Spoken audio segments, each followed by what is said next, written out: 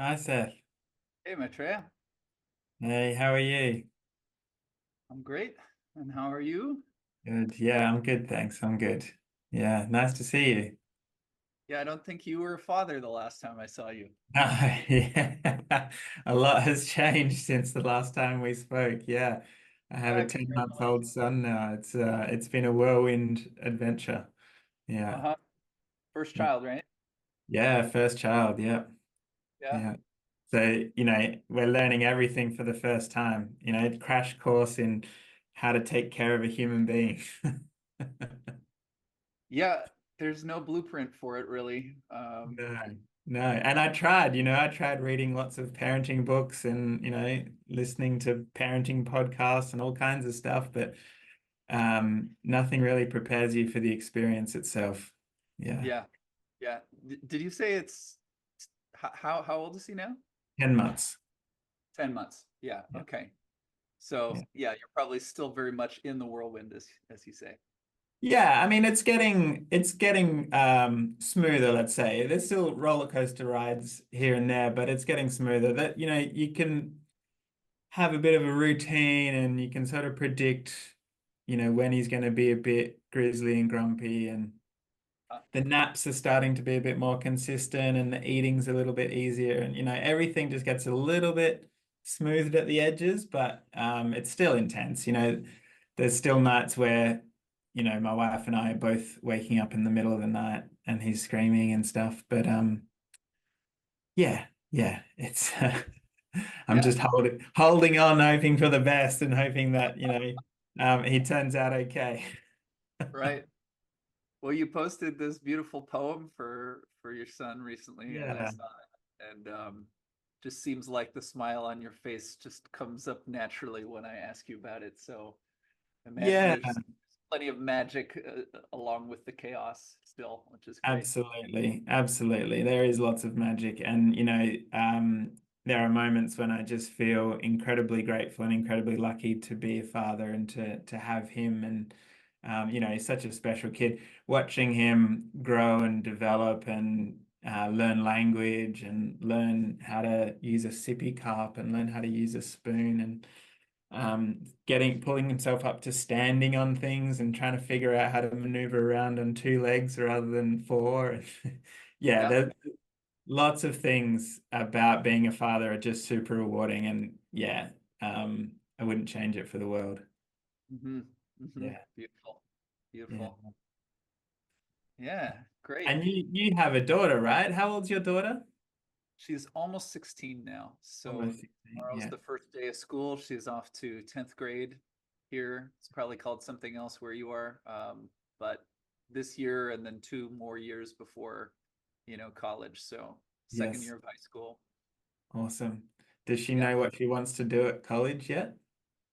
She used to, and I think we're more in the in the Yeah, we'll see. range.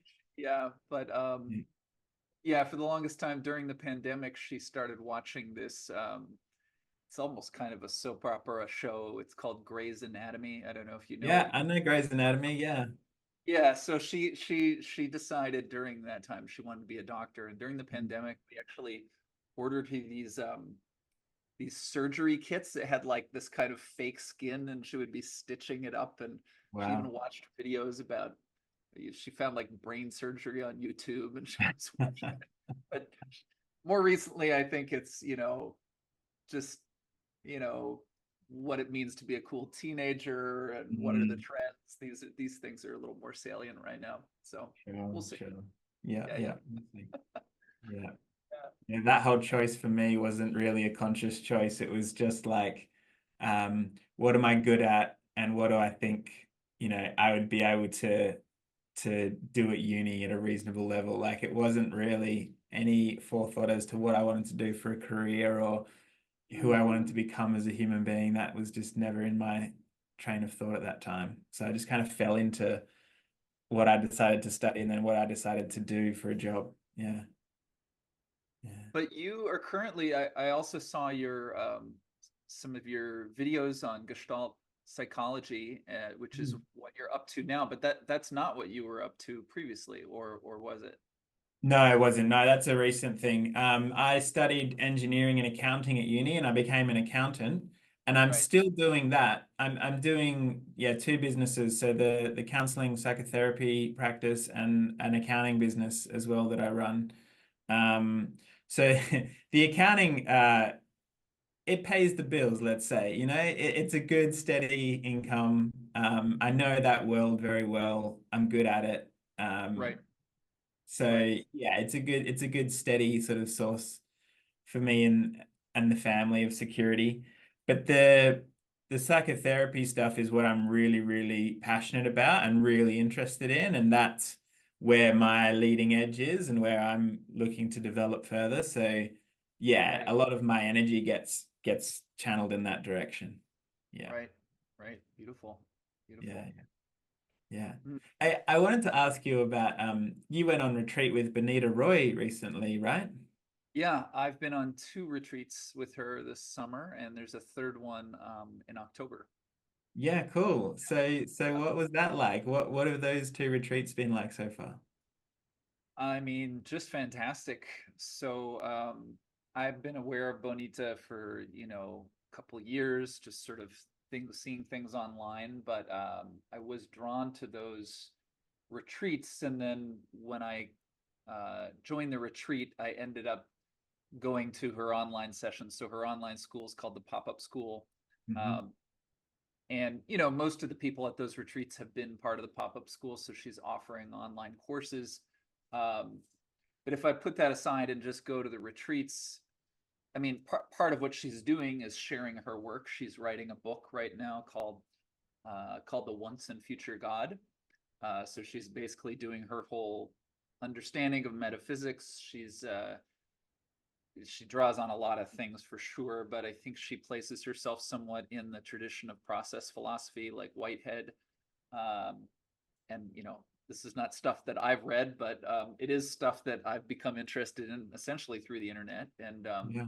so being with her and her talking about that, but one of her um, one of her sort of pithy phrases that captures a lot of what she's all about is she says that in this day and age, what is needed is to put the mind back into the body and to Mm, put the body back into nature.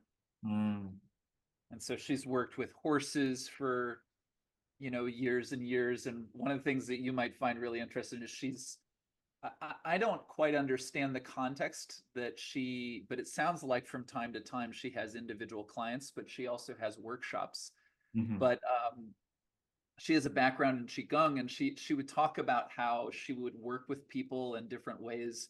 And like one of the videos you made, that there's this question of projection that will come up, and then she says, but when I do a horse workshop, people project onto the horses, but the Yeah. horses don't respond to that, right? Like the only way to communicate with the horse is to do the right thing with your body, and you Mhm, can't play games, you can't use any of these human tricks. mhm, And so anyway, in the retreats, the retreats have slightly different titles, but all three of the retreats have the phrase "the natural state." mhm, And so one of the things she's teaching is, what does it mean to be in the natural state?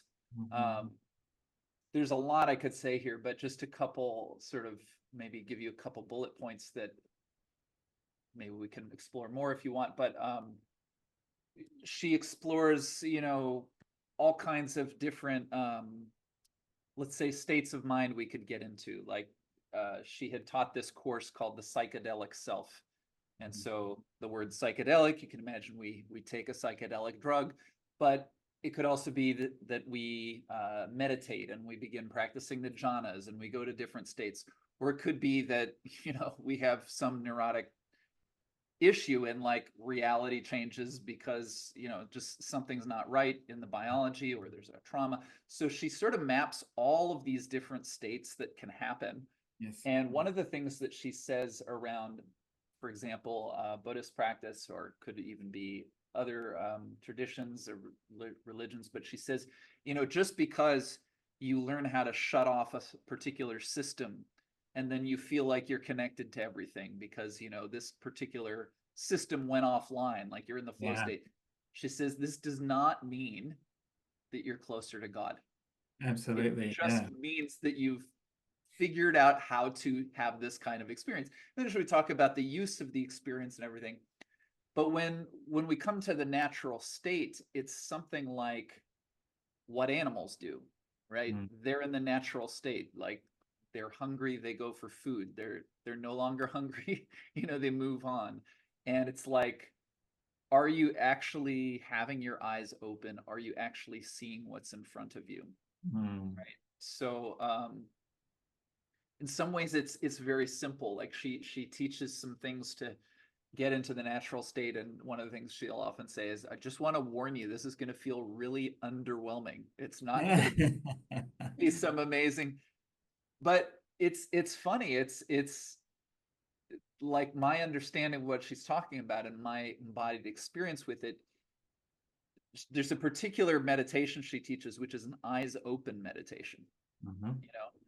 And then if you practice an eyes open meditation, of course, it's like, well, throughout the day, my eyes are open. And so it's a sense of really practicing with the world, rather than going in and exploring the regions of my psyche. She'll often say, you can go in there and there's some useful things you can do, but guess what? It's infinite. You could go in there and stay there forever, and you could keep finding more layers and creating new models and doing imaginal stuff. And it's all very, interesting. But you could just do that for the rest of your life. What about having your eyes open and being in the world? And so anyway, that's my best attempt to give you a little sketch. I mean, in the retreats, there was a lot of unscheduled time. There was a big emphasis on just like having our meals together, or singing together, discussing books together, but a sort of a really a communal feeling. Like, can we feel like a family while we're here? A 4-day retreat, but like putting more of an emphasis on that than necessarily having all these cool things that we're going to do in this space of time. That it's more like, no, notice that us being in the room together has an impact, and let's notice that. And so anyway, those are some sketches.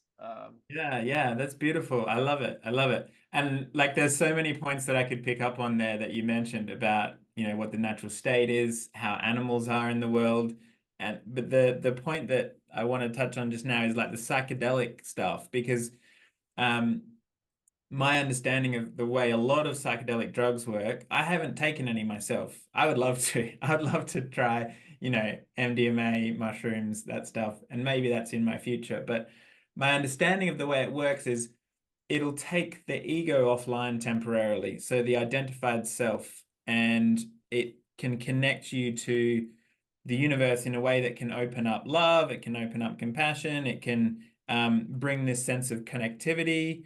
But the identified self isn't there. So it's a very different way of perceiving the world. And when you say taking a process offline doesn't mean you're necessarily closer to God, I think that a lot of people can make that mistake where they, either through psychedelics or through meditation practices or any kind of peak experience that just kind of happens, you have this amazing experience or insight about, let's say, the fundamental nature of reality.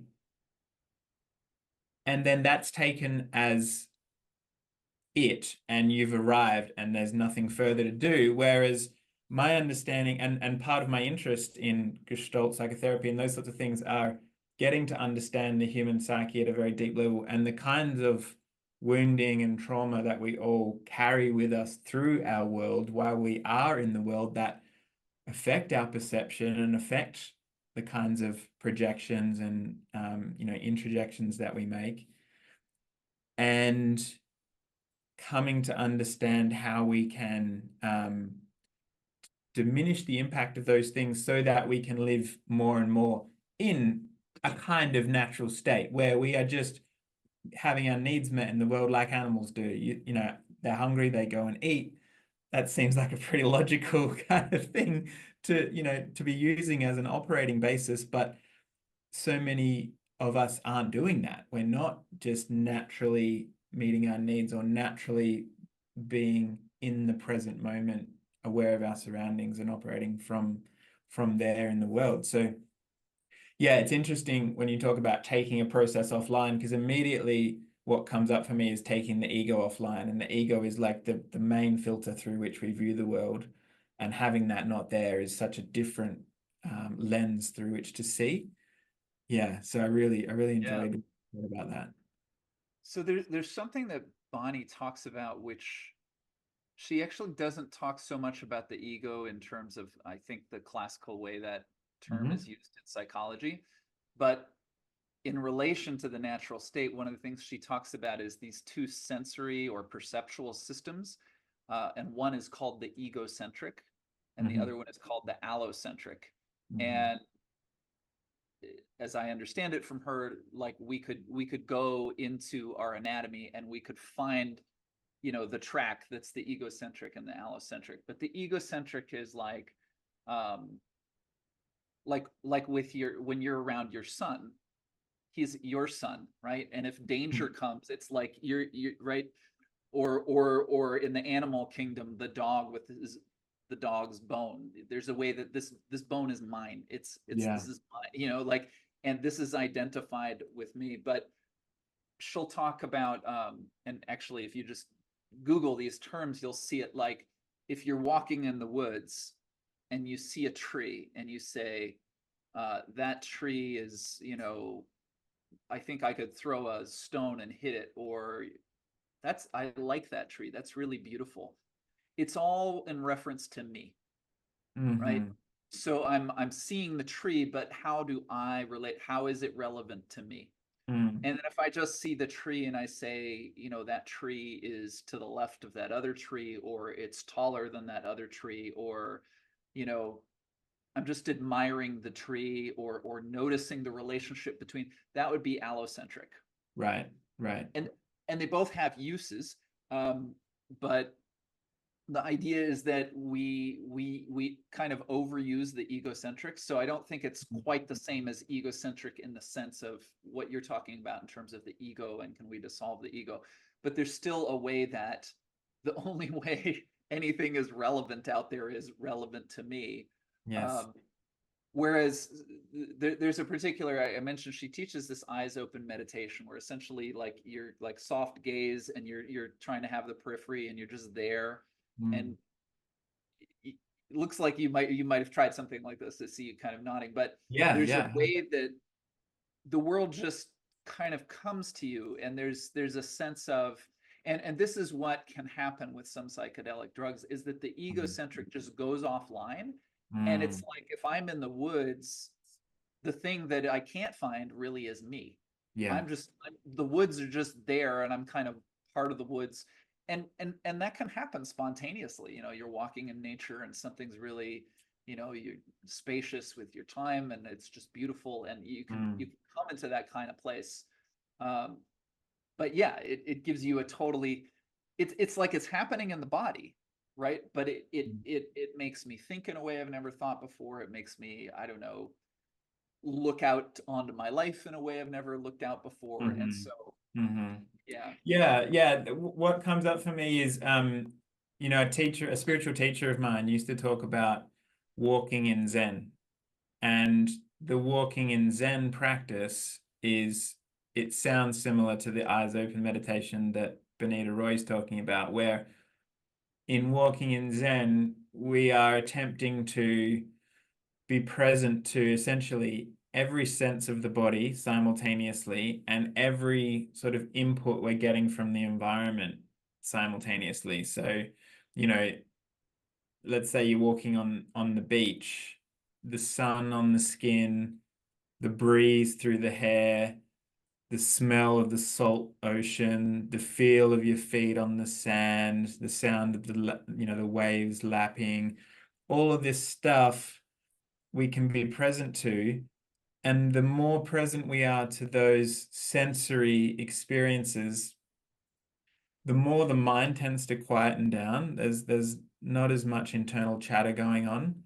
and there isn't as much self-referential stuff going on. There isn't that Yeah. internal I, me, mine.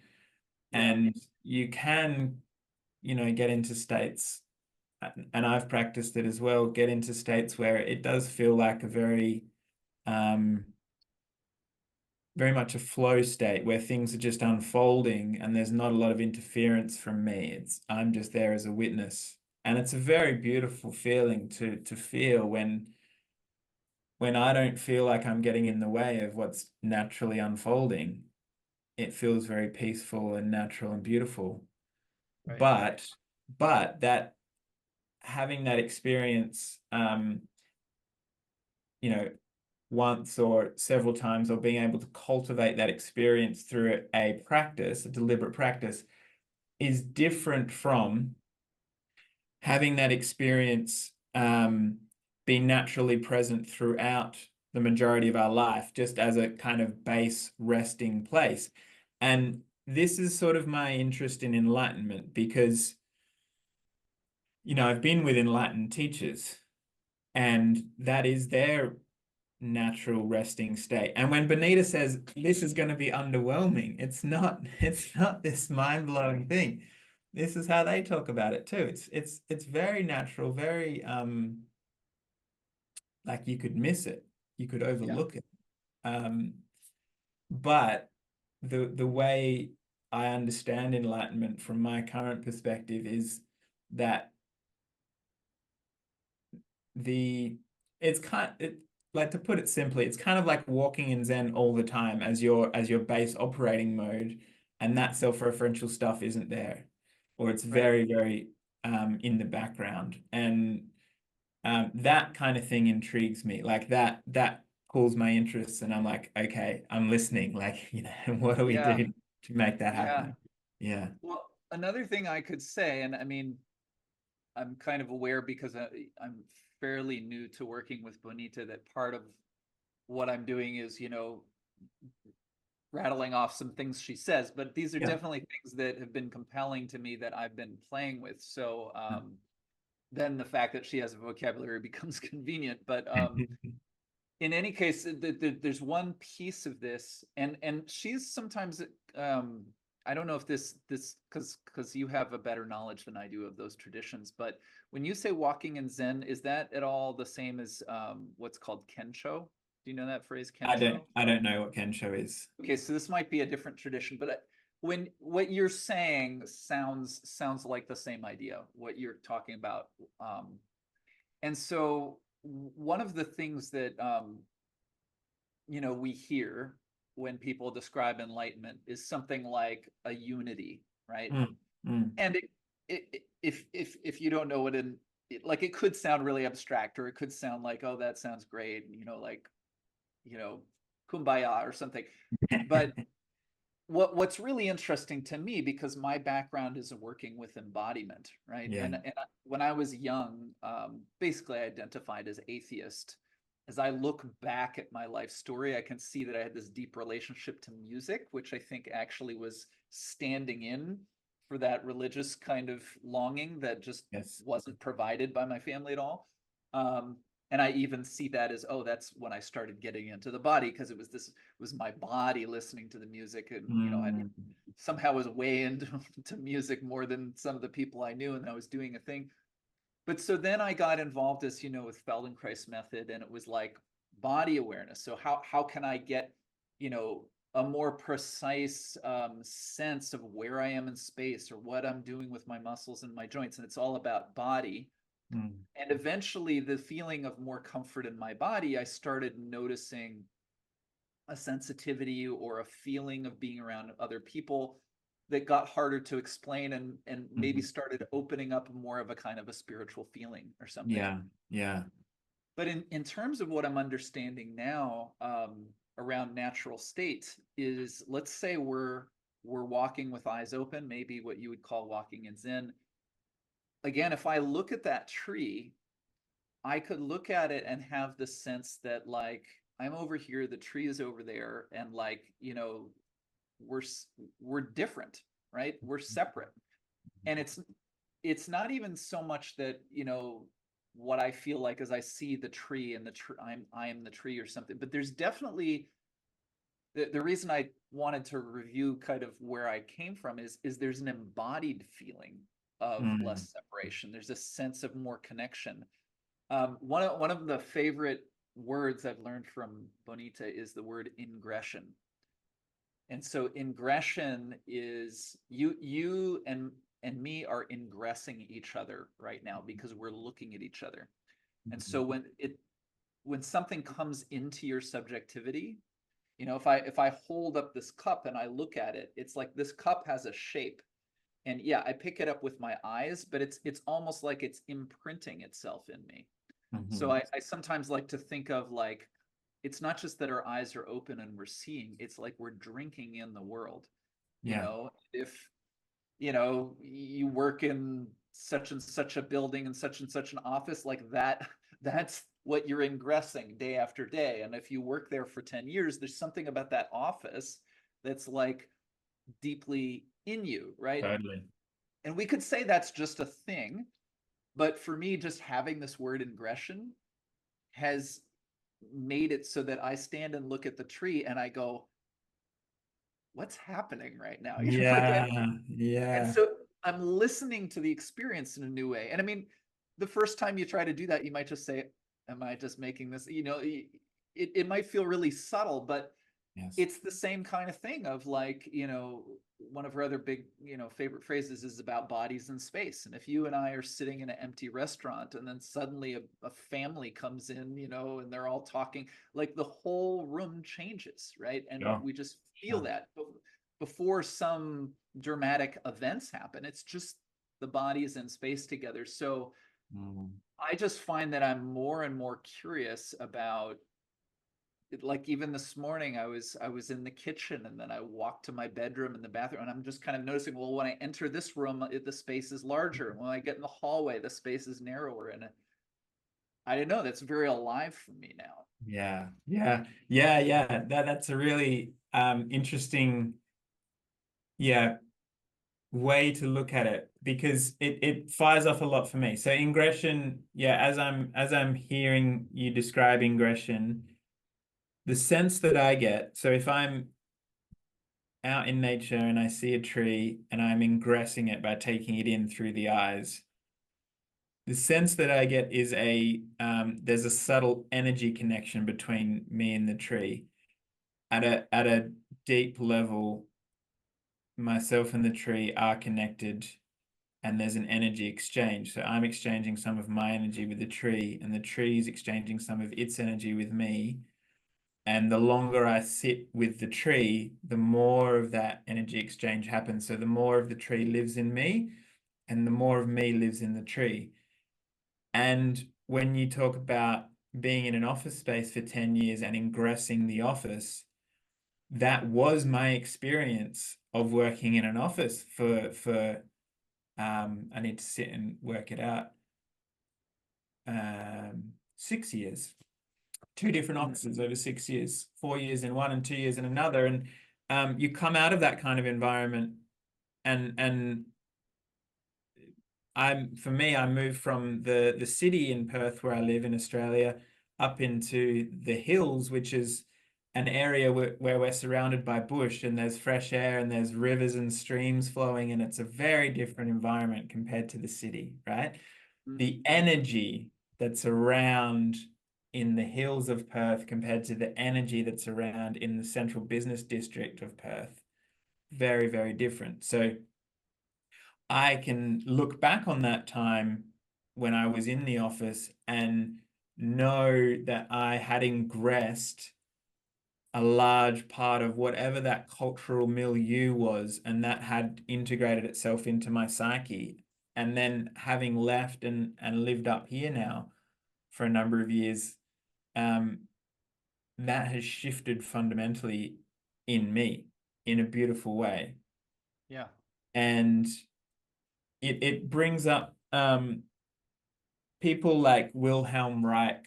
I don't know if you're familiar with Wilhelm Reich, but he did a lot of bioenergetic work that actually informed a lot of Fritz Perls' work, who was one of the early pioneers of Gestalt. And Right. you know, Mhm. understanding the energy body and how biomechanically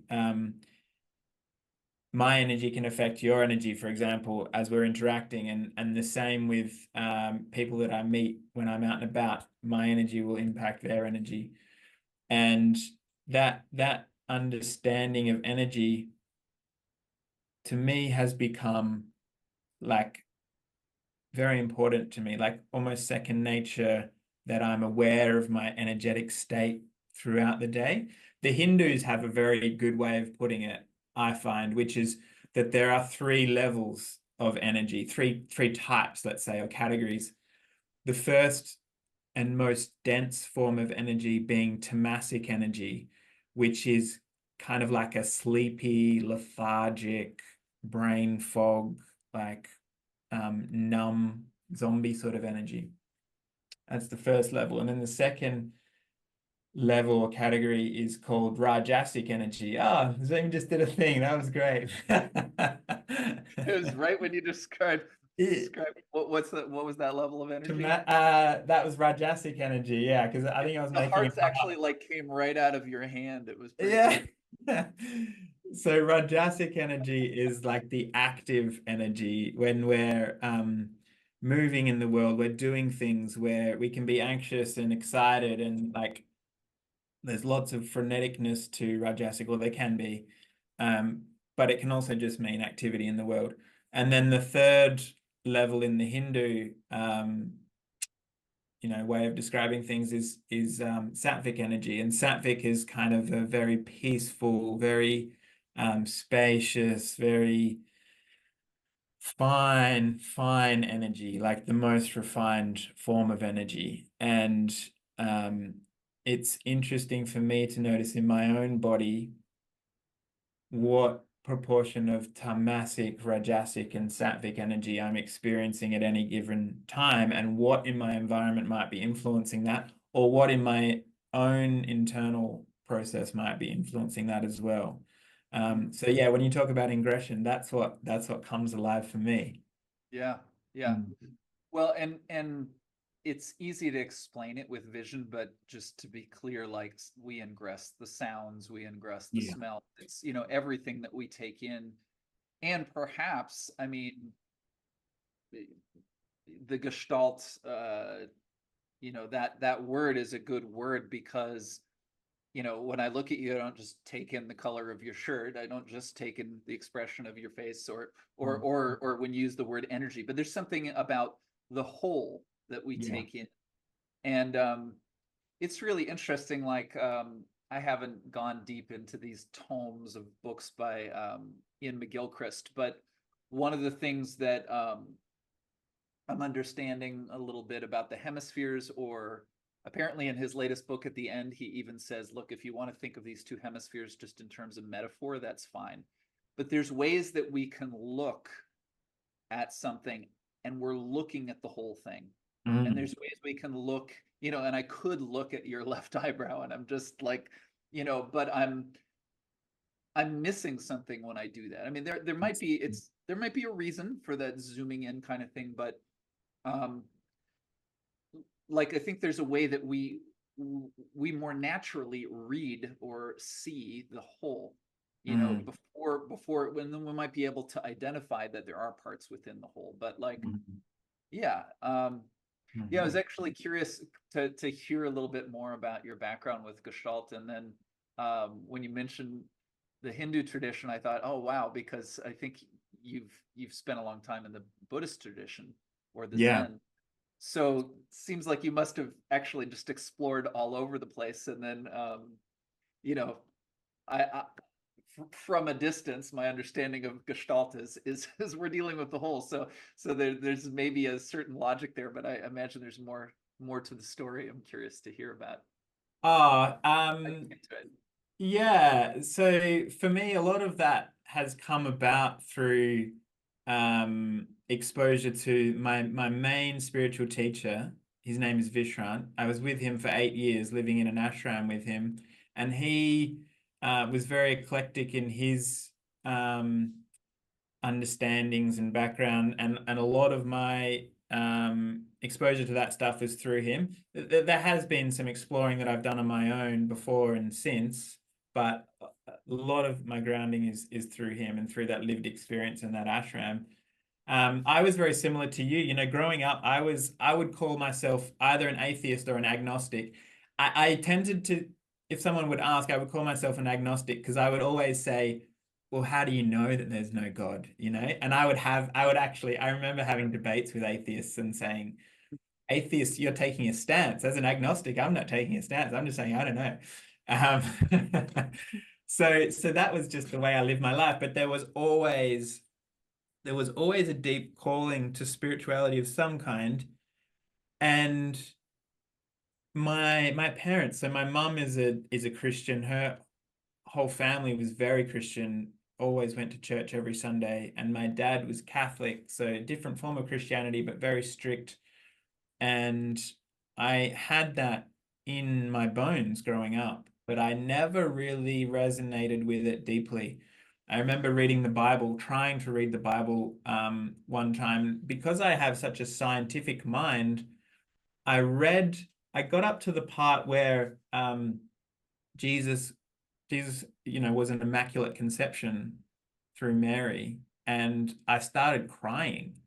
And the reason I was crying was because these two things couldn't both coexist. My scientific understanding of the world and that immaculate conception is possible couldn't go together.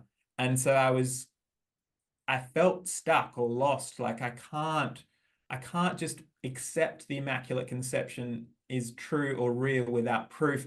You know, I'm really grateful for coming across people like John Vervaeke and Jonathan Pageau and these guys later, because the symbol or the metaphor of the Immaculate Conception is so much more powerful than trying to work out whether it's literally true or not for me now. But back then, that was my experience. And so I kind of rejected spirituality for a long time. And it wasn't until I had a very intense mental health crisis at a certain point in my life, which was brought about by work stress, of being overworked, being burnt out. And I went and saw a psychologist, and he introduced me to a book called The Power of Now by Eckhart Tolle. Oh yeah. Yeah, you're familiar with that, and a podcast called Buddha at the Gas Pump, which is about spiritually awakening people and their experiences. And that just set me off on a whole journey. I was kind of having an existential crisis. I was breaking down. I didn't know who I was, what I wanted in life, and that whole journey changed my life fundamentally. You know, really did turn on a dime and change from meeting that psychologist going forward. So then I just dove, and I'm still diving in very deeply into lots of different spiritual traditions and backgrounds. And I do feel like they all have value and they all have worth, and they can all speak to each other in a very, very deep and meaningful way. On the surface, they may look different. They may look like they're talking about different gods, different practices, different things, and they can't all go together. But really, to me, I feel like, you know, Jesus, Moses, Muhammad, the Buddha, you know, these great sages, they were all experiencing fundamental reality and attempting to describe it in their own way based on their culture at the time, and the language that they needed to use to communicate to the people around them. But they were all experiencing a fundamental ground that we generally don't get to as humans, or it's very rare that we do. And there are, you know, there are different models that I've come across since then that I really appreciate. One is A.H. Almas, or Hamid Ali. You know him, right? The Diamond Approach teacher. He has a model called the view of totality, which describes exactly this, where it's describing multiple perspectives of how to understand reality. And one of the reasons they call themselves the diamond approach is because a diamond is multifaceted, and it's appreciating the different facets of a diamond. And the view of totality says that all of these perspectives are true and have value of the different major spiritual traditions in the world. And also, what has value is the everyday ego experience that almost every human being on the planet is walking around and living as if that is true, as if I am a separate human being. My safety is always at risk. I can die at any moment. I need to protect my possessions. I need to accumulate money and all of this stuff, security. That perspective also has value because it's true and real for those people. And when I say those people, I'm not excluding myself. That's my fundamental reality most of the time too, even though I've had, some experiences that would call that into question. So yeah, that's kind of like a brief outline of Maitreya and Maitreya's journey and what's led me, to the kind of practices and backgrounds. Yeah. Well, so almas, I learned about almas from someone we've both had connection with. Guy Guy, Sangstock. Guy Sangstock, yeah. Yeah. And I read a book called The Point of Existence by Mm, Almas. And mm. one of the things that I remember he just said is there's this broad range of human experience, but there's this section over here that psychology ignores and only spirituality describes. And then there's this section over here that spirituality ignores, but only psychology.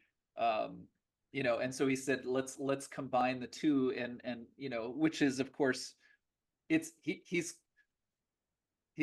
so skillful. I mean, he can talk about non-duality and everything, but when he's talking about psychology, like the number of footnotes in the Yeah. bibliography goes forever. It's like, okay, this feels really like academically rigorous at the same Yeah. time. So he's pretty phenomenal in that way.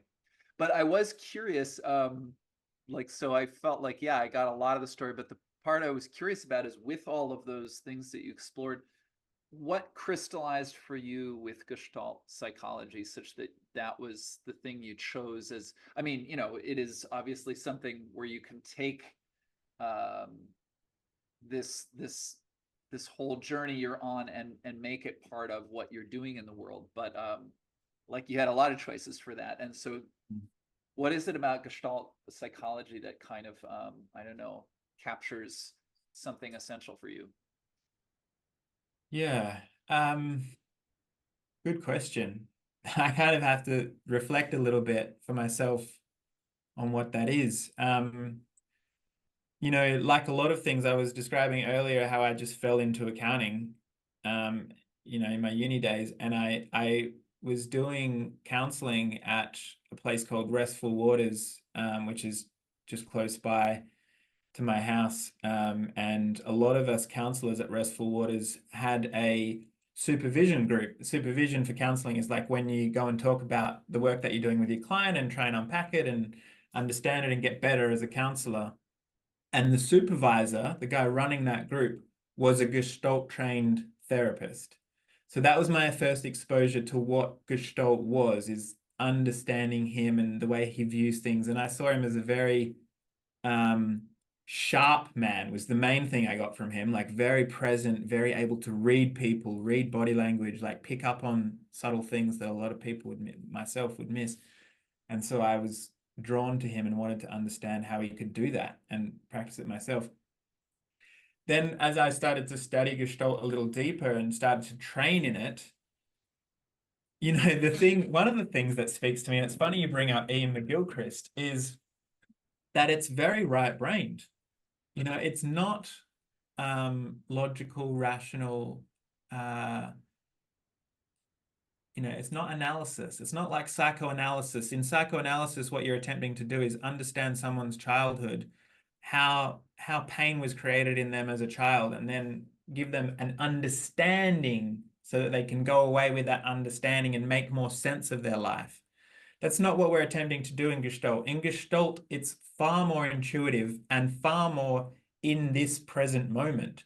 So we're just trying to be here and be present with each other and interact as human beings. As a psychoanalyst, you're encouraged not to bring yourself into the room, right? You're encouraged to be like opaque as a person.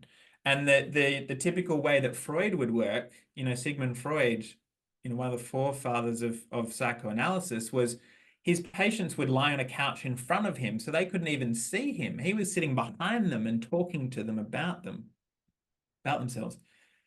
Fritz Perls was not like that. So I'm going to use Fritz Perls. He wasn't the only founder of Gestalt, but he was one of the most prominent, I would say. Fritz Perls would be, in your face, talking to you, confronting with you with your own stuff, but doing it live and in real time. And he wasn't in his head analyzing you. He was just in relationship with you, right? Being real. And he was bringing all of himself. So that's the Gestalt model, is to be there, be in the room as a therapist with all of who you are as a person, and be present, encourage the client to be present with what's happening in them, in their body.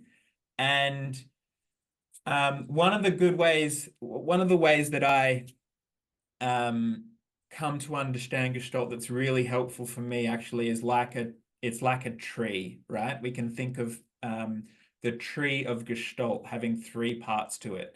So its roots, the roots of Gestalt are in psychoanalysis and in understanding how the mind works. The trunk of Gestalt is in phenomenology and existentialism and embodiment, right? So being present to the body, what's happening in my experience right in this moment.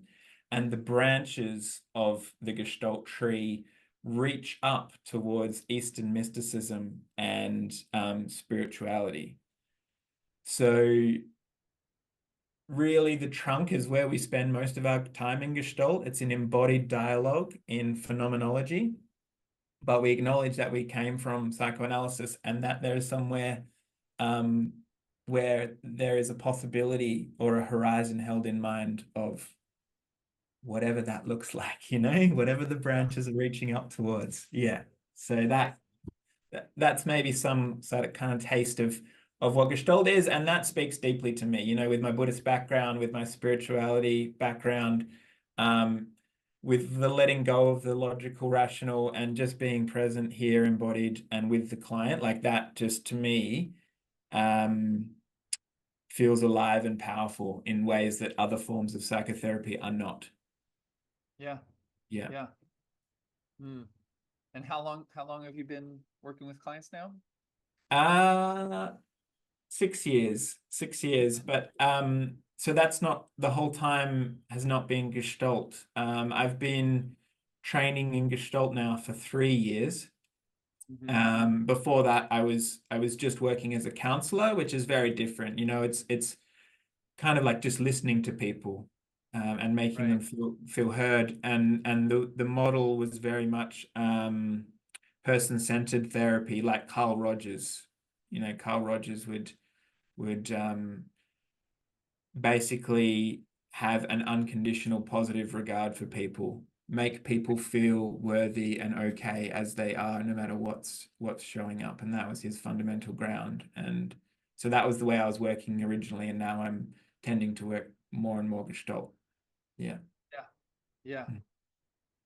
Yeah, no, this is really interesting. And I mean, all of these names, a lot of them aren't ones that I've delved into deeply, but like Carl Rogers, this is something that was referred to when I was training with a guy and doing circling, and the idea of if you just listen to someone like they're worth being listened to, as opposed to like with some skeptical look on your face or trying to analyze every sentence before they're finished saying it, it just like what Guy would sometimes talk about is when you're speaking into the listening, right? So what's the quality of the listening that you're allowing someone to speak into? And or what Bonnie, I already mentioned this phrase about bodies and space, but it's interesting.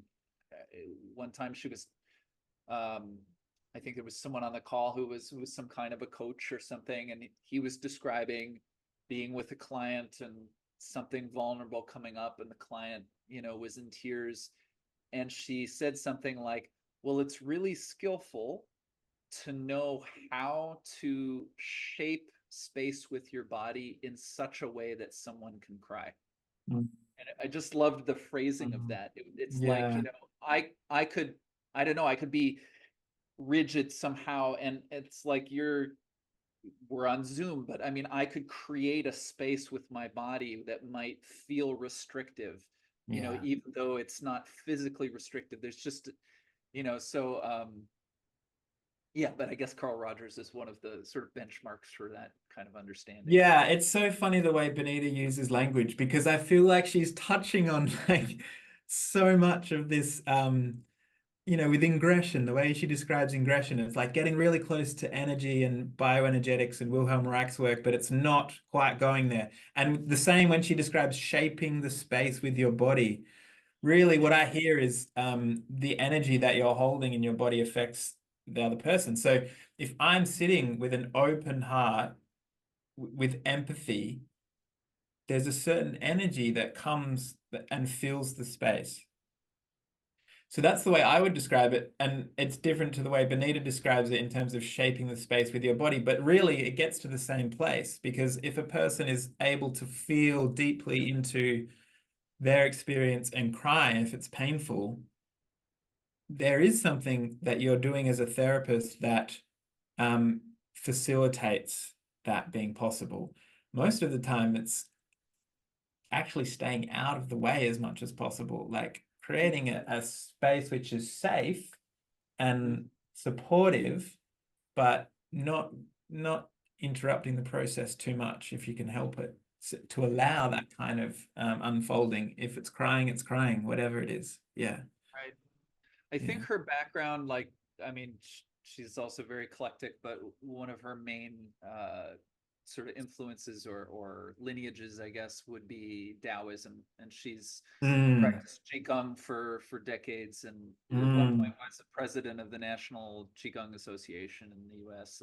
yeah. Uh, and then what she says that she does now, working with her horses, is like Qigong with horses, which is really interesting.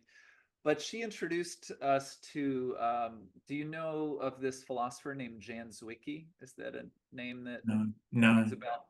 So, and again, this is me just dipping in a little bit, but there's a lecture on YouTube of Jan Zwicky called "The Experience of Meaning," and she's referring to the Gestalt thinkers, and she talks about how does meaning work, like Mm, how is it that we find something meaningful, and what she sort of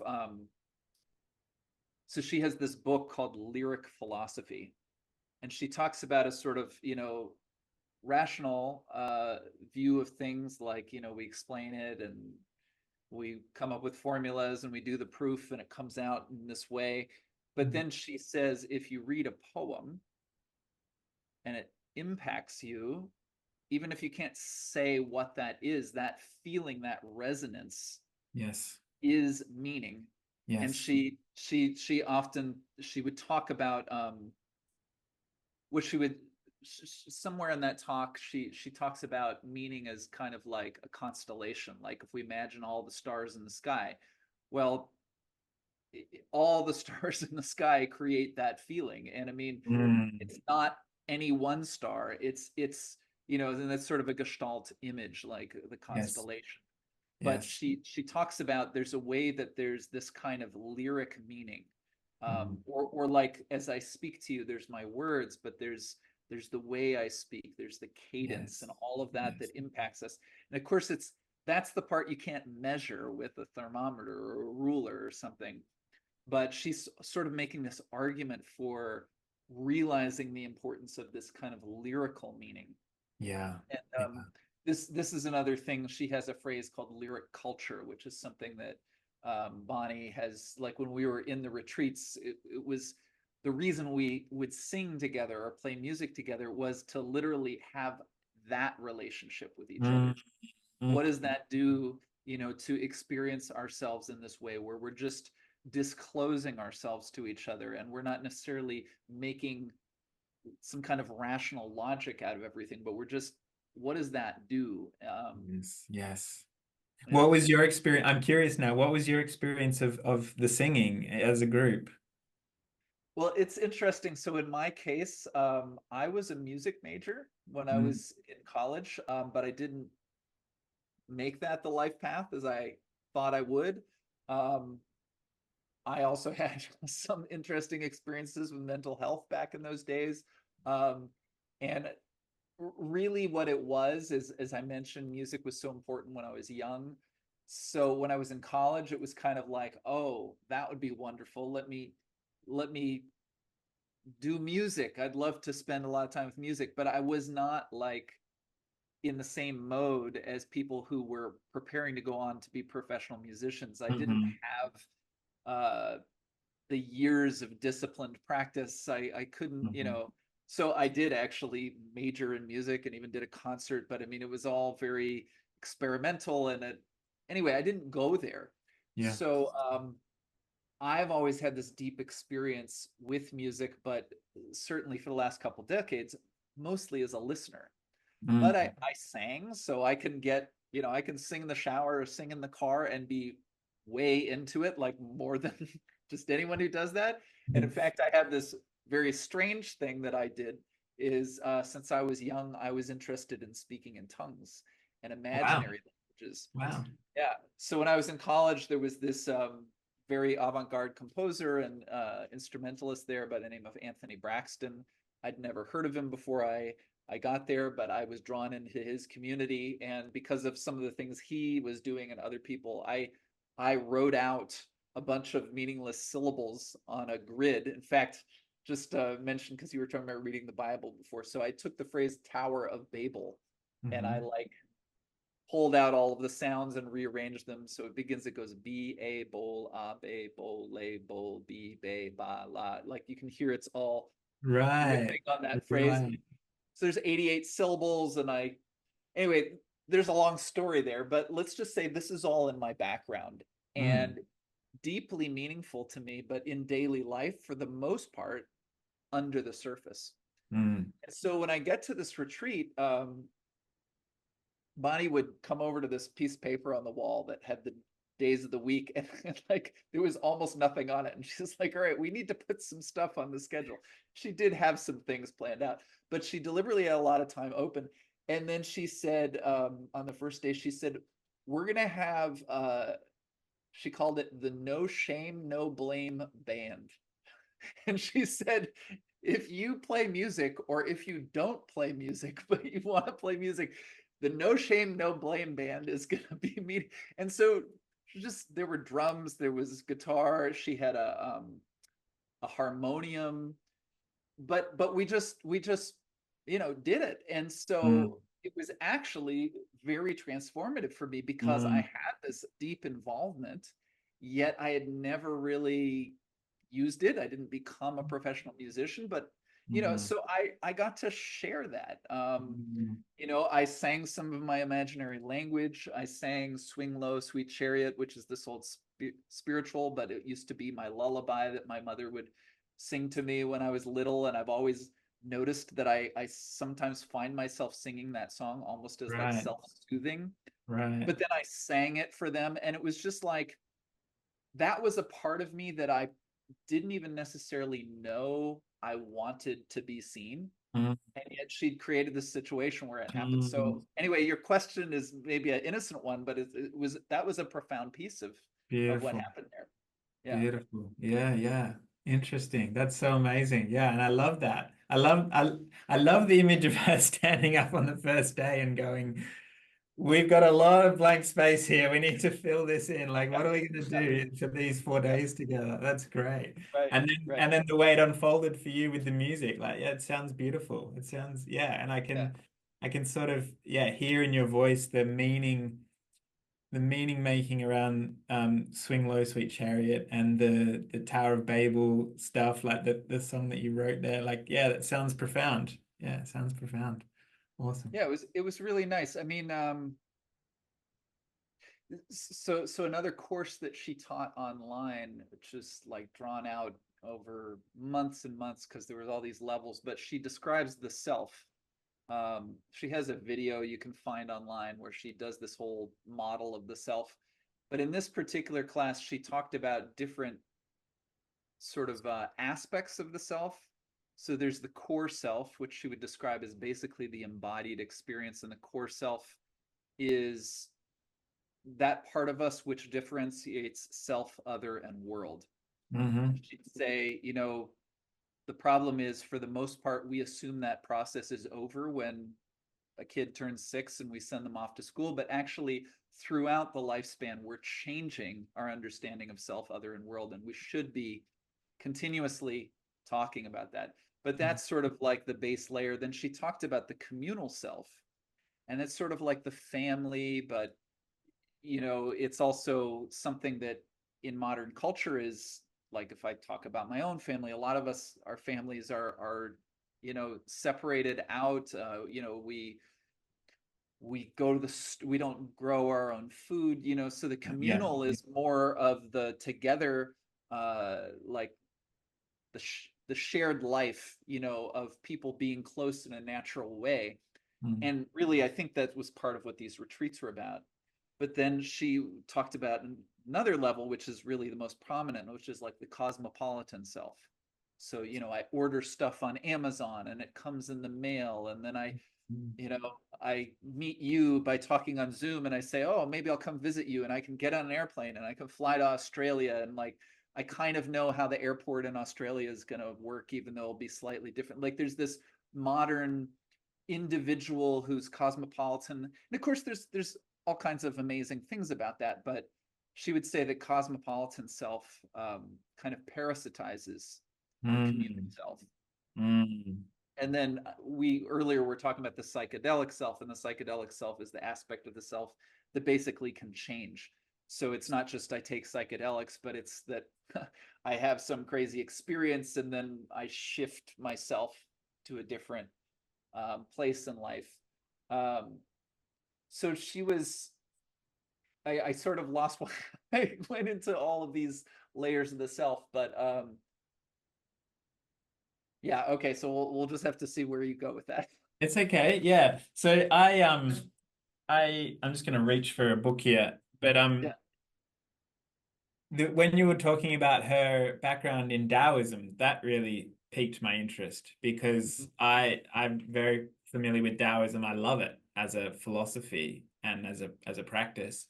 And I actually trained as a not a Qigong teacher, but as a Tai Chi teacher, Tai Chi Chuan, and was teaching that for many years. Lots of different sequences, and I still will do Tai Chi sequences. For myself, for my own internal practice, because I find it very grounding and very, yeah, just a really good reset. And yeah, I would be fascinated in, terms of Benita's understanding of Taoism, and particularly, Taoists talk about yin and yang energy a lot. And yin being that soft, restful, feminine energy, and yang being that forceful, outward going masculine energy, and the interplay of yin and yang throughout life. And the Taoist is attempting to, similar to the way Tantra practitioners would describe it, but the Taoist is trying to skillfully weave different threads together throughout life. And the better you get at that, the more skillful you get at that, the more life is a flow, and the less it's like it's stuck, kind of uh disjointed sense of discrete events. The more it's just one flow. Anyway, I'm currently reading a book by a Taoist master. Hang on, I'll hold it up there. Oh, wow. It's called The Taoist Secrets of Love, Cultivating Male Sexual Energy by Mantak Chia. I think that's going to be reversed in Zoom, maybe. I don't know. We'll see how it No, comes. the words that Oh, you could read it. Okay, I good. could read it left to right.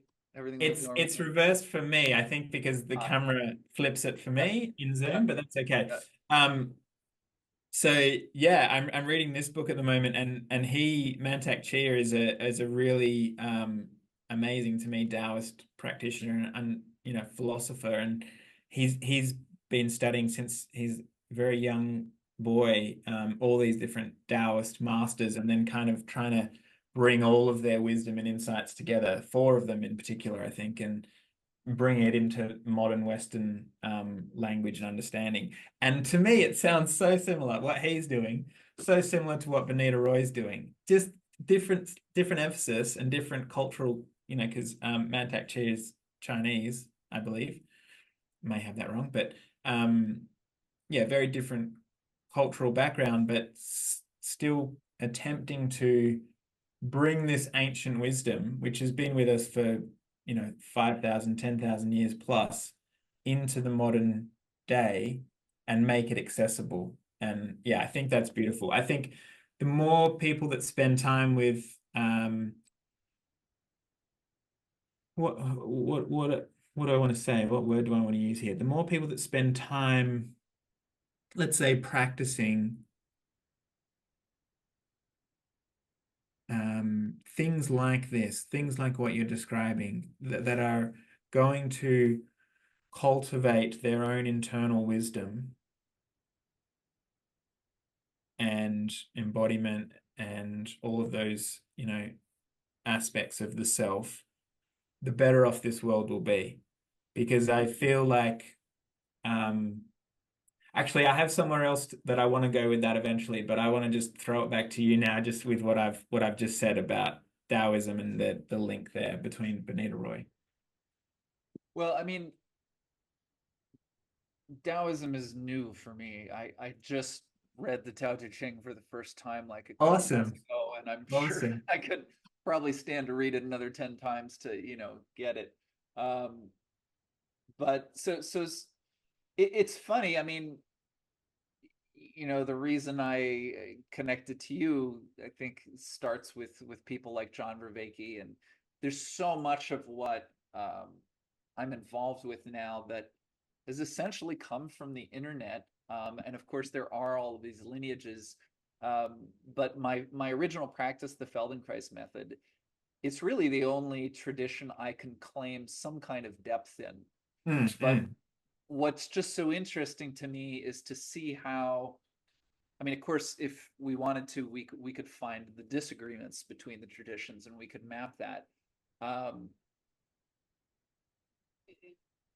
I don't know. I mean, it's 2024, everyone is so eclectic at this point. Although, I think there's a real value in having a core practice or a core tradition that you have an intimacy with. So anyway, just to say, I don't know how much I can say about Taoism per se, but working with Bonita and building on the kinds of things that were already kind of in my experience from the Feldenkrais method, or this idea that I'm still kind of digesting and working with of the natural state. Like, how can I show up in such a way that there's less of a sense of separation between myself and others, or in the natural landscape? These things just they as I explore one of these ideas or another, or put them into practice, the ones that stick are just the ways that life becomes simpler. Yeah.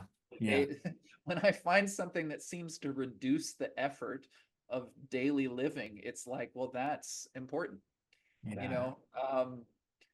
So yeah, anyway, I think that's the best I can say around, No. like, but I'm feeling into, like, so when I hear the word Taoism, or I'm thinking, I read a short piece that Bonnie wrote about Wu Wei recently, and Yeah. there was something in that piece, there was some image that resonated, like, oh yeah, that's the kind of thing I'm trying to move towards. It's the only thing I've read on Wu Wei, right?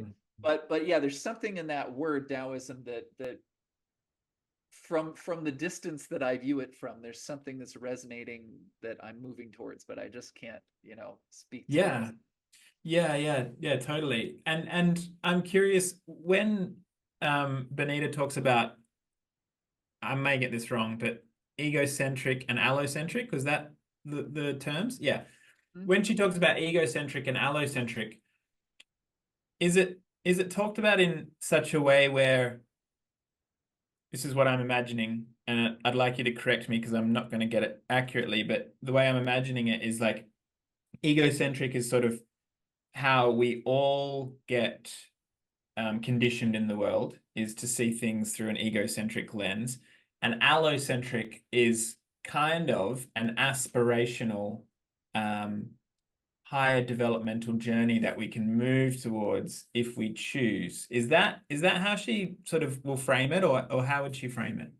I think she would say that we all move through egocentric and allocentric all the time, but Right. that people in this day and age, yes, tend to be biased into the more egocentric mode.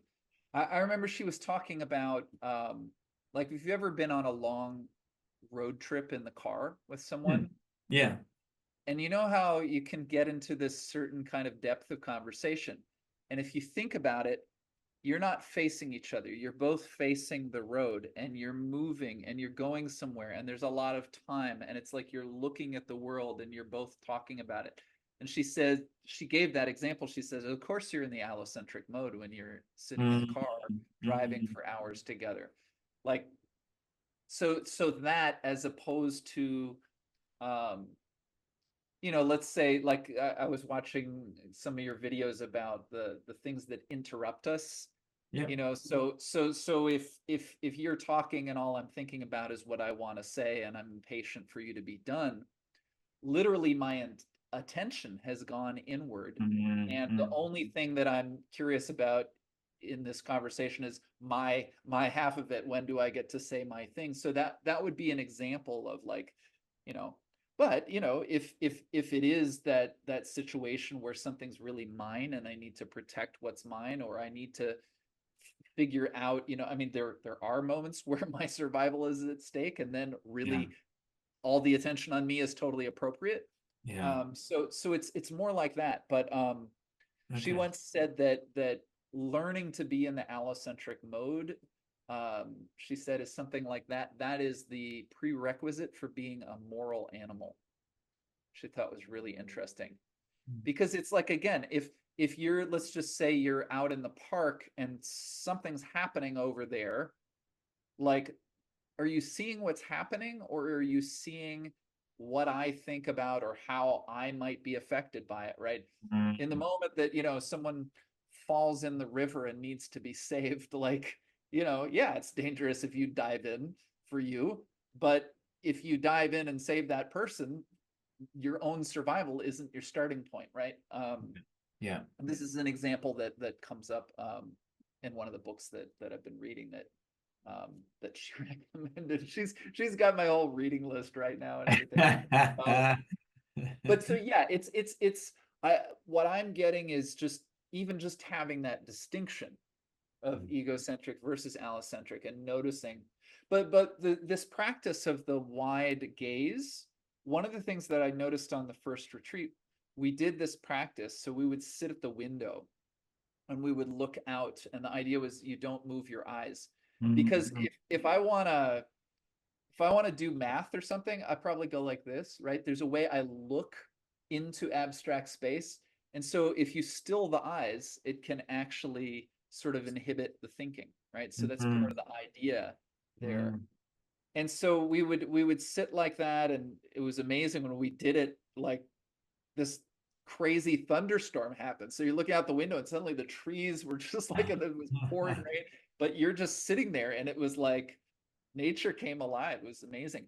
But then later, when I would be at lunch and I would be sitting with someone, and I would catch myself when I would sort of go into my inner talk, or I would start Yeah. thinking about something, but I would notice it. And then what I would do is I would look at the person and I would fix my eyes and bring in the peripheral vision. I found like, oh, I came back to presence. And Right. it was Right. like that. It was really, I was like, wow, this is amazing. So this is I meditate with eyes closed sometimes these days. I was doing the jhanas before I went on the first retreat, but since the last few months, I've been doing the still hunting every morning, and I Right. really feel different in the world from that. You Yeah. know, Beautiful. Beautiful. Yeah. yeah. Amazing. Yeah. It is. It is. Yeah. anything that can bring you present, I find to be so beneficial, like whatever that is. If it's the, Yeah. wide gaze, whatever works for any individual is worth cultivating for sure. I remember when yesterday actually you put something up on Facebook. Um it was around um I'm gonna get the words wrong, but something like, you know, cultivating a healthy life is countercultural, something, along those lines. Can Yeah, I you? think I said the path to well-being. Yeah, I mean, it's just look at our culture. Is it healthy? No. Like, no, it isn't, so it's like, but we all, like, our stories we were reviewing earlier in this conversation, like when we're young, the most important thing is to fit in on some level. And so Yeah, yeah, actually, I mean, I was curious to maybe hear about some of your work with clients, because I'm sure you have, clients with all kinds of personal issues that they bring to you. But I mean, I find that when I'm working with people these days, more and more, we're talking about what's in the headlines. We're talking about, I mean, the right. world itself is stressing people out right now. And I Hmm. think more and more people are kind of, they don't have an answer, but there's this kind of sense of like, you know, the way I was told to live my life, it doesn't look like this is all working, and so there is a big question mark of what do we do. But I do really think that, just for any person to begin to look at what would I need to feel healthy and whole, it's like, Hmm. well, it might, what you need might need could be some radical changes that kind of, you Yeah, know, contradict what your parents expect of you, or maybe the job you're at, frankly, you shouldn't be working there, like these kinds of yes. things. And so it's not to, I just put out a post like that just to sort of say to people, look, it's not necessarily gonna be simple. Yeah, You might have to be prepared for a larger shift. yeah. No, I really appreciated it. I really appreciated it because it spoke to me about how much of a rebel I feel we often need to become to cultivate our own well-being and then to share that well-being with those around us. And it's not simple and it's not easy. It does take a determination and a steadfastness that it requires energy and requires discipline. Um, it's almost as though, to me, it feels like we are, I often kind of resist inside when I hear people saying we're at this really important moment in history right now, and it's so important, and there's never been a time like this. Because I kind of go, right, but that's what everyone's been saying throughout, the entire history of the world. Right now is the really important moment because, we're living in it. So of Right, course right. we're going to make it important. But there is a sense that when we look back to, say, um, the Enlightenment era, let's say like the late 1600s, early 1700s, people like Kant, right? And um, the dawn of empiricism and rationality as the God, let's say, science was replacing God as the way towards well-being for humans. It wasn't about uh, religious transcendence. It was about how can we make our lives better through technology, through innovation, through products and services, and we can increase our standard of living that way. And we have been in that era since then. I feel like for the last 300 or 400 years, we have been living in modernity in the Western world, where science has been our God and business has been the catalyst for progress. And government's kind of redundant now, although, it can be very scary, but government isn't going to be our savior. I feel like that's clear. Um, it's clear to me anyway, personally. I don't want to just say that as a blanket statement, but government isn't going to be the savior. We have to save ourselves. And what does it look like as we transition from modernity to whatever is after modernity? What does that transition look like? And who knows whether now is the important time? Like modernity feels like it's running out of steam, but that steam might last for another 100, 200 years. You know, we don't know. We can't predict the future. But it does feel like when you say you know, well-being is countercultural, it does feel like we need to step outside of modernity and everything that modernity stands for in terms of you kind of have to work your ass off, be productive, head down, bum up, just work, work, work, and earn lots of money, accumulate wealth, and that will be, you will then arrive and be happy. And I think that's such bullshit. You know, like rich people aren't happy. Rich people with lots of possessions, even if they are never wanting for anything, they're not happy. They're stressed out and they're consumed with the stock market or, you know, whatever it is. I don't see a lot of people that are happy because they are rich. I see a lot of Yeah. people that are happy because of their either the peace that they've achieved inside themselves or the relationships that they have, or that they have an open heart. That tends to be the things that lead to happiness as far as I can tell. But that's not what modernity sells. Modernity sells you a very different dream. The American dream, the Australian dream, all of those dreams are the same dream.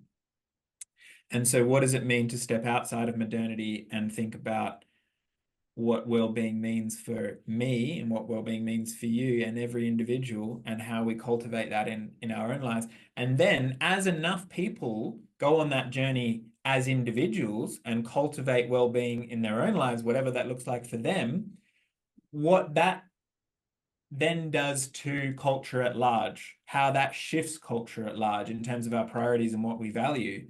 Because when you were talking earlier about the core self, the communal self, and the cosmopolitan self, we spend in modernity, we spend so much of our time and attention in the cosmopolitan self that we ignore the communal self and the core self. Like they just go to waste. And Yeah. it's like returning to them and valuing them and putting time and energy into cultivating and healing them can be revolutionary for each individual. And then who knows what happens culturally from that point. But anyway, that's what happened for me when you put that post up. I was like, yeah, bang, like that's Yeah. really good. Well, you used some phrase in there. You said something like opting out, or I'm not sure what, but I mean, my experience has been, and maybe it's simpler because I never felt like I was particularly successful at following that pathway, that sort of that you just described. But you know, if you're rich, and you're not happy, you could be very confused because that is sort of the description.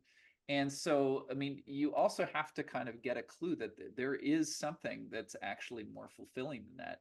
And to, you know, spend time in nature if you've never actually done that. Like I was a pretty urban kid growing up, you know, and even though I had some delightful experiences, they were here and there. And I Yeah. never, it's only in the last few years for me, just the idea of like a more immersive experience in nature is like, I know it's not new to a lot of people, but to me it's like this gap in my life, and the more time I spend with that, I just realize this is like an infinite thing that I was ignoring. Mm, It wasn't just like a nice little, you know, like this, there's this infinite thing here that I was just like had my back turned to. mm, um, and then yeah, you're right, it would have to be an actual shift in values.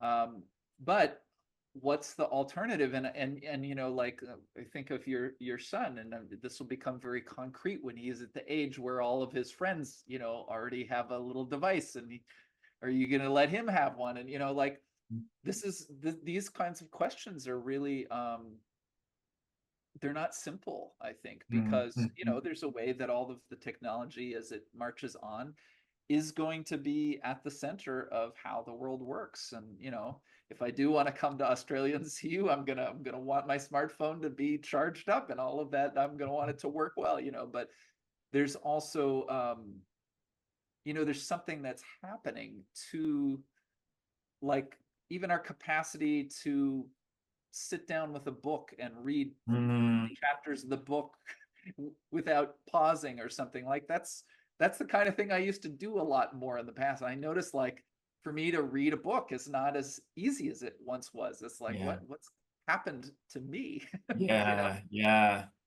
So just the question of attention, and, you know, what it can be really a revelation is, like I had in the last retreat, on the last day, again, we had a lot of open time, and I just kind of walked out into this meadow, and it was beautiful, right? And then there wasn't anything happening in the same way that if, you know, I open YouTube and it shows me the 5 videos that I'm most likely to click on, they all look exciting. Like, it was just the sun is shining, and then there's butterflies, and then, like, but then I get more interested in the butterfly, and I stop and I look at it, and then it's like, oh, this butterfly is, like, actually endlessly fascinating. Or I found this Yeah. little caterpillar that was white. It was like this fuzzy caterpillar, and it was climbing up a single blade of grass. And as I looked at it, it had all of these legs, but it wasn't just like the stalk of grass. It was like each one was wrapping around, but it was like this, all of these legs. So it wasn't just walking on a surface. It was like grasping, but it was flowing. I was like, this is unbelievable. And I was down Yeah. on my belly in the grass looking at it.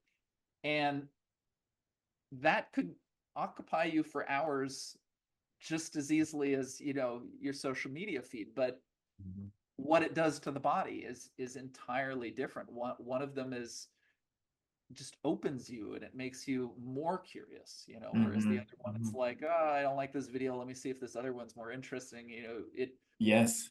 it just Yes. closes us down, you know. Yeah, 100%, 100%. Yeah, I am so resonating with everything you're saying there. Like, I think I saw a video that you put up on Facebook on that retreat, and you were outside and your sun was shining, and you had a huge smile on your face, and you just looked so relaxed and happy. And the experience with the caterpillar reminds me of an experience I had on retreat with a ladybug, you know, in silence on a silent retreat, holding a ladybug in my hand and just having it walk around my fingers and in my palm and up my thumb, and, you know, turn my hand around and it's on the back of my hand, and it's just in a trance in the present moment, just watching this ladybug crawl around my hand. And it was just so beautiful in that moment, Right. and so amazing. And it wasn't like I needed anything to happen. It was just being with the ladybug, was beautiful in and of itself. And yeah. And look, I when you talk about not being able to sit down and read 3 chapters of a book, I'm like, I can't read 10 pages without needing to, like, check my phone or something. It's like amazing. It's Yeah. amazing. And you know, when I watch YouTube, that what you're describing, like, I find myself wanting to watch less and less YouTube these days because I can feel what it does to my body and to my mind, Mhm. but I still feel a really strong pull, like the addictive quality of it, Sure. and the quick dopamine hit of, like, yeah, that video is interesting and exciting, and what's the next one going to say? And yeah, like the they when I say they, it's like a conspiracy theory word. YouTube have so honed their algorithm to be so good at capturing your attention and then keeping it, and so many of these tech companies have, you know, they've just gotten really good at optimizing that. And to go against that is, you know, to use your word, countercultural. Like, you have to be aware, you have to become aware of what's happening inside of you, and aware of what choice am I making, and do I want to make this choice or not. And it's Right. it's useful to not necessarily say this is a bad choice and this is a good choice, because that sets up again another false dichotomy of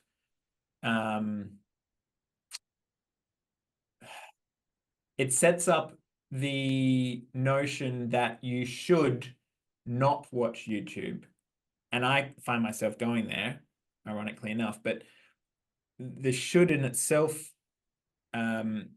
gets in the way and interrupts our process, because it's a preconditioned judgment that we bring in. So even if it's a should or a should not, it's a preconditioned judgment that we bring in, as opposed to being in the moment, being aware, being grounded, and making a choice based on what's in front of us. Like that to me feels healthier and more sustainable than living according to a bunch of rules. Yeah. Yeah. Yeah. I think when you were looking at that ladybug, that's natural state. Yeah. Yeah. Yeah, for sure. Yeah. And the idea is, could we be that way? Like Bonnie points out, most people can't do what she does. Most people can't spend 30 years with horses or whatever. But she has this idea that if more people learn how to cultivate the natural state, she would say, if you're near that person, even in the middle of the city, you feel like you're encountering nature.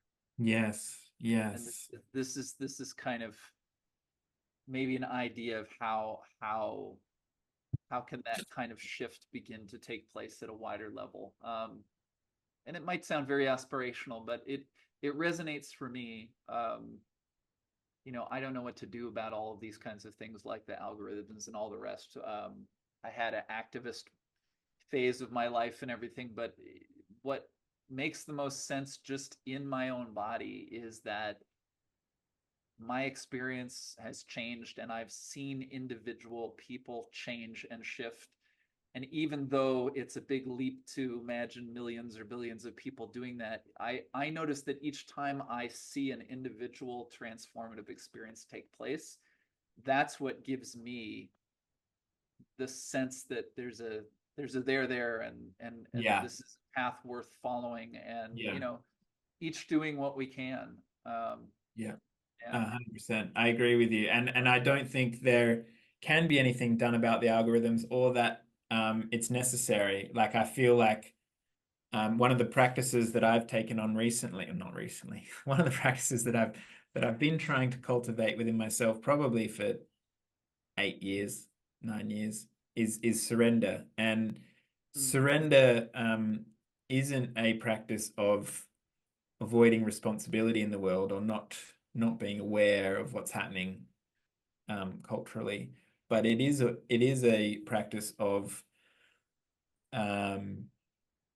opening oneself internally, letting go of resistances, and cultivating a state of acceptance. So accepting what is, accepting that the algorithms are the way they are, and accepting that our politicians do what they do, and our business men and women do what they do. Like it's cultivating acceptance. And surrender to me has been such a powerful practice. It's been a beautiful practice, because you can observe and describe what you witness in the world with less judgment, with less like Right. attachment, or aversion. And it's nice. It's nice. And what you're talking about the natural state, coming into contact with someone in the natural state permanently, or they're quite often in the midst of a busy city, and being able to sort of pick up some of that vibe. What comes to mind for me is my teacher Vishrant. He's living in that state all of the time. So one of the beautiful things about Vishrant is that it's not just when you're in satsang or informal teaching with him that he's providing his wisdom. It's out in the world. So one of the best things that I used to love doing was going out to lunch or going out to the shops with him, and it's such a privilege to be able to do that. But witnessing him being in the natural state, or what I would think of as the natural state based on what you've described, and interacting with people out in the world, say shopkeepers or parking inspectors or Yeah. waitresses at a restaurant, and seeing them light up in response to him and where he is inside himself. And it is like very powerful and very real and worth doing, like so worthwhile cultivating. And that inspires me to um continue doing what I can do as an individual to change my reality and my family's reality, and maybe, some people around me, um, and to continue surrendering to anything beyond my control. And that feels like a good sort of middle path, maybe. I don't know. Yeah, Right. a good thing to Well, the attempt. one phrase that's become really prominent for me in the last year or two is the idea of like, let's not argue with reality. Yes, So yes. I think that's what you were talking about. I mean, we could talk about the evil algorithms, or we could just say these algorithms are there, Mm, and they're, we could even have an opinion, but to act as if they should not be there, yes, yes. that's almost a, like, you can understand why a person would say that, but there's a kind of a futility to the idea that something that exists shouldn't exist. You're arguing with reality, Yes. and so when you can let go of that, and that's how I'm imagining when you're describing Vishran, is that he would be with all sorts of people, and maybe, I think most of us are used to that we show up however we show up, and such a person just seems to have a negative reaction to me no matter what I do, right? Mm, And we all know the kinds of reactions we tend to have, but if you can notice, it doesn't mean that you don't still kind of have more natural affinity for this person versus that one. But if I can just notice that's how that person is, it's mm, not my cup of tea, but I don't have to sit here thinking they shouldn't be the way they are. They are yeah, this way, yeah, and I could just accept that. And then relating to them becomes so much easier, and I don't have to contract into myself in any way. And yeah, yes, I mean, yes. yeah, I think it's I'm just noticing that we've talking about a number of practices, but what I'm enjoying is that we're largely just talking about what's daily life like. And I think this Mm, place that I hope, I mean, this is when I work with clients, it's nice to have clever phrases. So one of the clever phrases I like to use is anytime, anywhere awareness. But the idea is like, whatever we may do together, in a classroom or in a morning routine, these are all strengthening, our whatever it is that we're working on. But if we can't integrate it, if we can't, look at how does this show up at the dinner table, or how does it yeah. show up at work, Mm, it doesn't go anywhere. And so, yeah, I think this is a really important thing. I realize there's something that I don't know if we spoke about last time, but before we ended, I wanted to just share something with you that I do, and because it also, I think you might sense the Gestalt in it, but and so it relates to this too. So one of the ways that I try to orient people towards the present moment, as opposed to let's sit down and do this practice for 20 minutes, um, is that we can use music as a kind of a metaphor for mm, life. mm, So again, the Gestalt involves all of the senses, and it involves, whether I got sleep last night or not, or it involves, my physical surroundings, all of these things at the same time. And there's so much of this information. But if I can, if we think of an orchestra, that's also a lot of information, but mhm, all the different instruments are very ordered and they're playing together, and there's a rhythmic aspect, and there's harmony, and there's melody. And when I listen, I just hear a piece of music, and it's a mm, whole, something mm, happens in my body. mm, So one of the ways I talk about it is I call it the musicality of being. mm, This is I have a Substack now that it's called Musicality of Being, and I'm running programs there. And just a little plug if anyone happens to watch this, to check that out. But what I invite people to do is I've come up with something I call the presence mantra.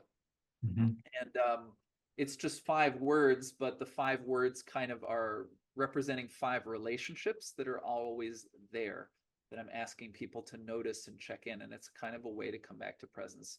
So it's breath, which people are very used to the idea of let's stay connected to the breath, but also ground, space, sound, and light. Mm. So, there's Mm. always a solid surface that I'm on top of. There's also my internal solidity, my bones. There's always a space, like I'm in a room that has certain dimensions. I can feel the space, or if I'm outside, of course, it's going to be more expansive. But Mm. there's, space in my belly, and that space can be expanded or contracted.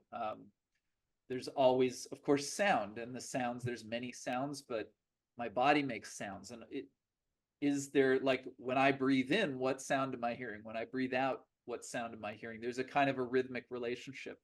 And then, of Mm. course, light could stand in for all of the visual information, but it could also stand in for if I face the sun directly, it's going to be too much, and if my eyes can be soft and take in the light, the state of my eyes has very much to do with my whole nervous system, right? So when I Mm. work with clients, again and again, we do breath, ground, space, sound, and light. Mm. But I also tell them, notice this at the store, notice this when you're in traffic, because you can even tune in to sound and it's like, this place is really loud and chaotic and noisy, but there is a certain rhythm here. There is a certain Mm. I can tune into the energy of here, and I can notice more than, it's too loud to meditate. I can just Yeah. notice it is what it is, and I can tune into that. And then it's like, because our ears will protect us from a loud sound, or they will open to hear something that sounds delightful to hear. So there's a kind of an expansion contraction. And some people say that's a lot, and it's like, you don't have to pay attention to all 5 at all times, Mm. but those 5 relationships are available in every moment, everywhere we go. So Yeah. and then they can come together in a sort of a gestalt, or like a musicality. So Yeah, yeah, yeah. Beautiful, beautiful. So when you're delivering these programs and working with clients one-on-one, is Feldenkrais the base modality that you're working in, or are there a number of different modalities? so it's definitely the base modality for all of the embodiment work. But yes, it is the base modality in the sense that even when we're doing dialogue practices or meditation or talking about this thing I'm calling anytime, anywhere practice, um, the way I see it, Feldenkrais has sort of 2 levels of his genius, and one was just understanding the body and movement, Mm. but the other one was understanding the human learning process. Hmm. And so the thinking behind the method is, to me, applies everywhere. Like when I was speaking earlier about, was the thing that lowers effort, right? That's the thing I'm looking for. But Yeah. if you have a child who's trying to learn, like when it's, your son is Jude, right? Is that his Jude, name? yeah. Yeah. Yeah. So eventually he'll be learning to tie his shoe, right? And it'll Yeah. be a big deal, right? And you just think, if you were like impatient and be like, hurry up, would that help him succeed in Mm. learning this new task? Or would you want to be like, oh, it takes time. I remember I couldn't tie my shoe for a year. Like, there's a difference in the way you pay attention to him changes how he pays attention to himself, and changes Yes. his capacity to Yes. take in new information, right? Yes. And so that's like a kind of a quick encapsulation of Feldenkrais's understanding of learning, that it's Right. always trying to conquer something we don't yet know. We're always traversing confusion to try to bring in, and that inner voice that sometimes begins with our relationship to our parents or whatever can kill us. We could just think, I Yeah. don't understand this, I'm no good, and I don't try a second time, and I never learn those things. So Yeah.